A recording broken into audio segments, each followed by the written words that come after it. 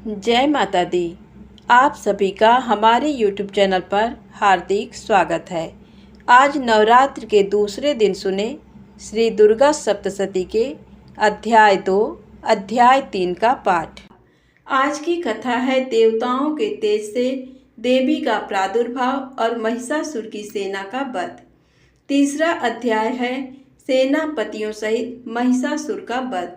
Video पसंद आए तो कृपया लाइक अवश्य करें और चैनल को सब्सक्राइब भी करें।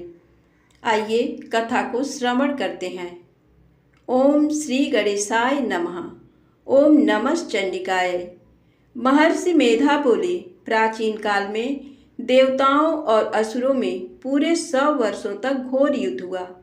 उनमें असुरों का स्वामी महिषासुर था और देवराज इंद्र देवताओं के नायक थे।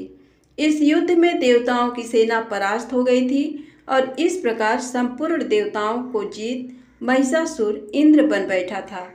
युद्ध के पश्चात हारे हुए देवता प्रजापति श्री ब्रह्मा को साथ लेकर उस स्थान पर पहुँचे जहाँ पर कि भगवान शंकर विराजमान थे। देवताओं ने अपनी हार का सारा वृत्तांत भगवान श्री विष्णु और श्री शंकर जी से कह सुनाया। वह कहने लगे, हे प्रभु, महिषासुर सूर्य, इंद्र, अग्नि, वायु, चंद्रमा, यम, वरुण तथा अन्य देवताओं के सब अधिकार छीनकर सबका अधिष्ठाता स्वयं बन बैठा है। उसने समस्त देवताओं को स्वर्ग से निकाल दिया है। समस्त देवता मनुष्यों की तरह पृथ्वी पर विचर रहे हैं। दैत्यों की सारी करतूत हमने आपको सुना दी है और आपकी शरण में इसलिए आए हैं कि आप उनके वध का कोई उपाय सोचें। देवताओं की बातें सुनकर भगवान श्री विष्णु और शंकर जी दैत्यों पर बड़ा गुस्सा आया। उनकी भौहें तन गईं और आंखें लाल हो गईं। गुस्से में भरे हुए भगवान विष्णु के मुख से बड़ा भारी तेज निकला और उसी प्रकार का तेज भगवान शंकर जी, ब्रह्मा जी और इंद्र आदि दूसरे देवताओं के मुख से प्रकट हुआ। फिर वह सारा तेज एक में मिल गया और तेज का पुंज वह ऐसे दिखता था जैसे कि जाज्वल्यमान पर्वत हो। देवताओं ने देखा कि उस पर्वत की ज्वाला चारों ओर फैली हुई थी और देवताओं के शरीर से प्रकट हुए तेज की किसी अन्य तेज से तुलना नहीं हो सकती थी।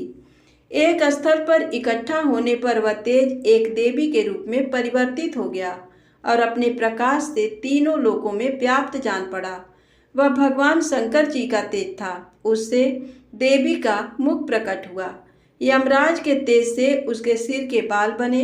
भगवान विष्णु जी के तेज से उसकी भुजाएं बनी। चंद्रमा के तेज से दोनों स्तन और इंद्र के तेज से जंघा और पिंडली तथा पृथ्वी के तेज से नितंब भाग बना। ब्रह्मा के तेज से दोनों चरण और सूर्य के तेज से उसकी उंगलियां पैदा हुई और वसुओं के तेज से हाथों की उंगलियां एवं कुबेर के तेज से नासिका बनी। प्रजापति के तेज से उसके दांत और अग्नि के तेज से उसके नेत्र बने। संध्या के तेज से उसकी भौहें और वायु के तेज से उसके कान प्रकट हुए थे। इस प्रकार उस देवी का प्रादुर्भाव हुआ। महिषासुर से पराजित देवता उस देवी को देखकर अत्यंत प्रसन्न हुए। भगवान शंकर जी ने अपने त्रिशूल में से एक त्रिशूल निकालकर उस देवी को दिया और भगवान विष्णु ने अपने चक्र में से एक चक्र निकालकर देवी को दिया। वरुण ने अपने चक्र में से एक चक्र निकालकर उस देवी को दिया। वरुण ने देवी को शंख भेंट किया।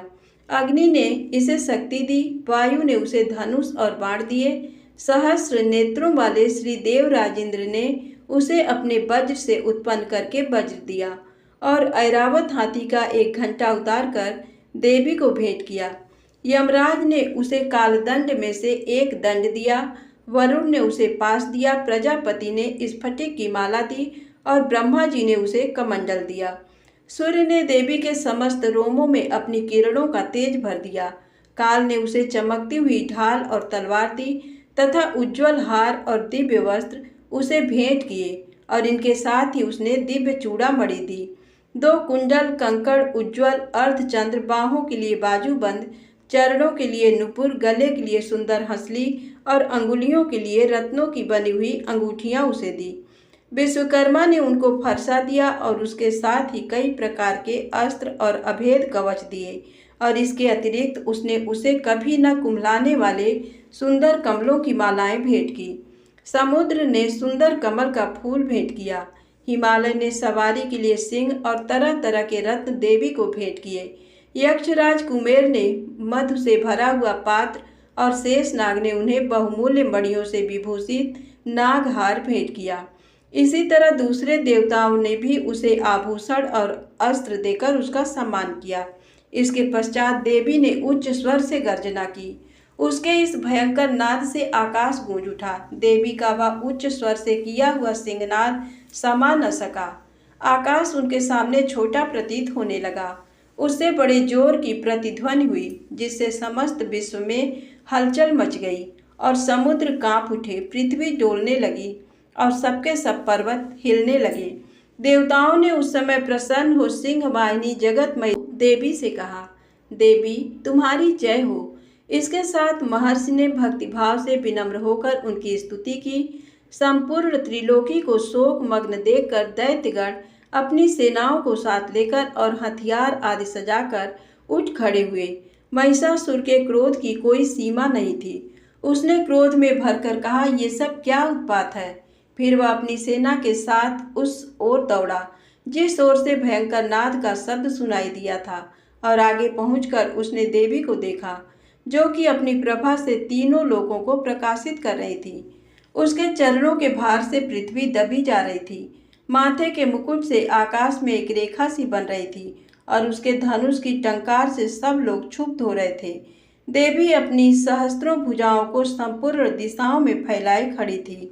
इसके पश्चात उनका दैत्यों के साथ युद्ध छिड़ गया और कई प्रकार के अस्त्र शस्त्रों से सबकी सब दिशाएं उद्भासित होने लगीं। महिषासुर की सेना का सेनापति चिक्षुर नामक एक महान असुर था। वह आगे बढ़कर देवी के साथ युद्ध करने लगा और दूसरे दैत्यों की चतुरंगड़ी सेना को साथ लेकर चामर भी लड़ने लगा और 60,000 महारथियों को साथ लेकर उदग्र नामक महादैत्य आकर युद्ध करने लगा। और महाहनु नामक असुर 1 करोड़ रथियों को साथ लेकर, असिलोमा नामक असुर 5 करोड़ सैनिकों को साथ लेकर युद्ध करने लगा। वास्कल नामक असुर 60 लाख असुरों के साथ युद्ध में आ डटा। बिडाल नामक असुर 1 करोड़ रथियों सहित लड़ने को तैयार था। इन सबके अतिरिक्त और भी हजारों असुर हाथी और घोड़ा साथ लेकर लड़ने लगे। इन सबके पश्चात महिषासुर करोड़ों रथों, हाथियों और घोड़ों सहित वहां आकर देवी के साथ लड़ने लगा। सभी असुर तोमर, भिंदीपाल, शक्ति, मूसल, खड्ग, फरसों, पट्टियों के साथ रणभूमि में देवी के साथ युद्ध करने लगे। कई शक्तियां फेंकने लगे और कोई अन्य शस्त्र आदि। इसके पश्चात सब के सब दैत्य अपनी अपनी तलवारें हाथों में लेकर देवी की ओर दौड़े और उसे मार डालने का उद्योग करने लगे। मगर देवी ने क्रोध में भरकर खेल ही खेल में उनके सब अस्त्रों शस्त्रों को काट दिया। इसके पश्चात ऋषियों और देवताओं ने देवी की स्तुति आरंभ कर दी और वह प्रसन्न होकर असुरों के शरीरों पर अस्त्र शस्त्रों की वर्षा करती रहीं। देवी का वाहन भी क्रोध में भरकर दैत्य सेना के बीच इस प्रकार विचरने लगा जैसे कि वन में दावानल फैल रहा हो। युद्ध करती हुई देवी ने क्रोध में भर जितने श्वासों को छोड़ा, वह तुरंत ही सैकड़ों हजारों गणों के रूप में परिवर्तित हो गए। फरसे, भिंदीपाल, खड्ग इत्यादि अस्त्रों के साथ दैत्यों से युद्ध करने लगे। देवी की शक्ति से बढ़े हुए वह गण दैत्यों का नाश करते हुए ढोल, शंख व मृदंग आदि बजा रहे थे। तदनंतर देवी ने त्रिशूल, गदा, शक्ति, खड्ग इत्यादि से सहस्त्रों असुरों को मार डाला। कितनों को घंटे की भयंकर आवाज से ही हम लोग पहुंचा दिया। कितनों ही असुरों को उसने पास में बांधकर पृथ्वी पर धर घसीटा। कितनों को अपनी तलवार से टुकड़े टुकड़े कर दिया और कितनों को गदा की चोट से धरती पर सुला दिया। कई दैत्य मूसल की मार से घायल होकर रक्त वमन करने लगे और कई शूल से छाती फट जाने के कारण पृथ्वी पर लेट गए और कितनों की बाण वर्षा से कमर टूट गई। देवताओं को पीड़ा देने वाले दैत्य कट कट कर मरने लगे। कितनों की बाहें अलग हो गईं, कितनों की ग्रीवाएं कट गईं, कितनों के सिर कटकर दूर भूमि पर लुढ़क गए, कितनों के शरीर बीच में से कट गए और कितनों की जंघाएं कट गईं और वह पृथ्वी पर गिर पड़े।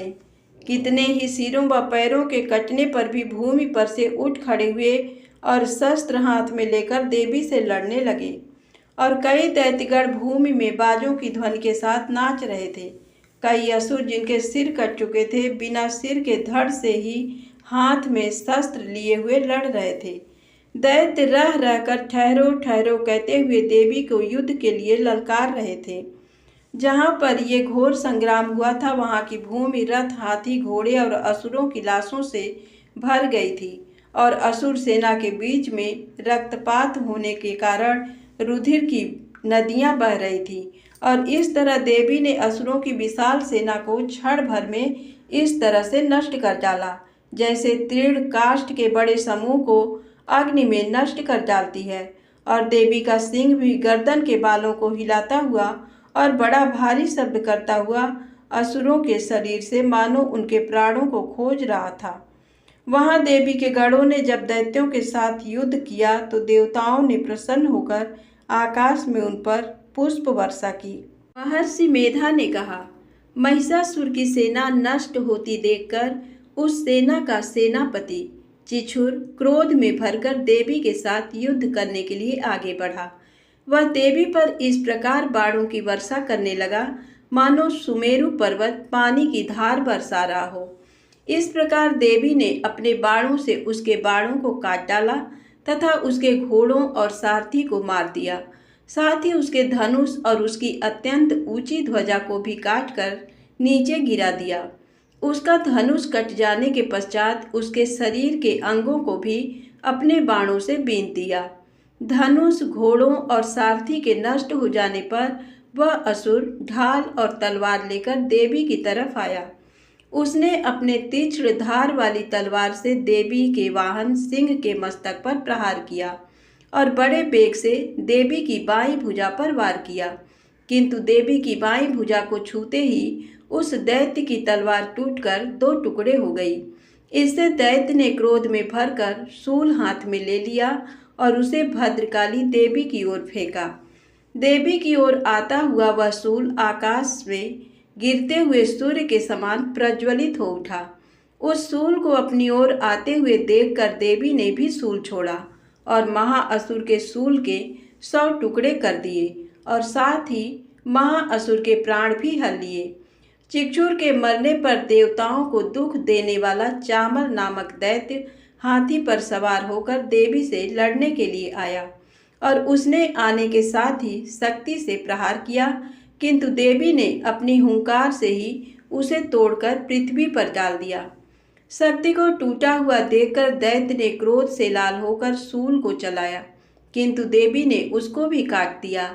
इतने में देवी का सिंह उछलकर हाथी के मस्तक पर सवार हो गया और दैत्य के साथ बहुत ही तीव्र युद्ध करने लगा।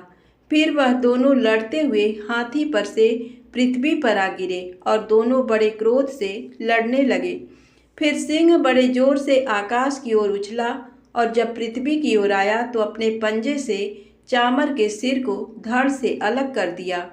क्रोध में भरी हुई देवी ने शिला और वृक्ष आदि की चोटों से उदग्र को भी मार दिया। कराल को दांतों, मुक्कों और थप्पड़ों से चूर कर डाला। क्रोध हुए देवी ने गदा के प्रहार से उद्धत दैत्य को मार गिराया। भिंदीपाल से वास्कल को बाणों से ताम्र अंधक को मौत के घाट उतार दिया। तीनों नेत्रों वाली परमेश्वरी ने त्रिशूल से उग्रास्य, उग्रवीर और महाहनु नामक राक्षसों को मार गिराया। उसने अपनी तलवार से बिडाल नामक दैत्य का सिर काट डाला तथा अपने बाणों से दुर्धर और दुमुख राक्षसों को यमलोक को पहुंचा दिया। इस प्रकार जब महिषासुर ने देखा कि देवी ने मेरी सेना को नष्ट कर दिया है, तो वह भैंसे का रूप धारण कर देवी के गणों को दुख देने लगा। उन गणों में कितनों को उसने मुख के प्रहार से, कितनों को खुरों से, कितनों को पूंछ से, कितनों को सींगों से, बहुतों को दौड़ने के बेग से, अनेकों को सिंहनाद से, कितनों को चक्कर देकर और कितनों को श्वास वायु के झोंकों से पृथ्वी पर गिरा दिया। वह दैत्य इस प्रकार गणों की सेना को गिराकर देवी के सिंह को मारने के लिए दौड़ा। इस पर देवी को बड़ा गुस्सा आया। उधर दैत्य भी क्रोध में भरकर धरती को खुरों से खोदने लगा तथा सींगों से पर्वतों को उखाड़ उखाड़ कर धरती पर फेंकने लगा और मुख से शब्द करने लगा। महिषासुर के वेग से चक्कर देने के कारण पृथ्वी क्षुब्ध होकर फटने लगी। उसकी पूंछ से टकराकर समुद्र चारों ओर फैलने लगा।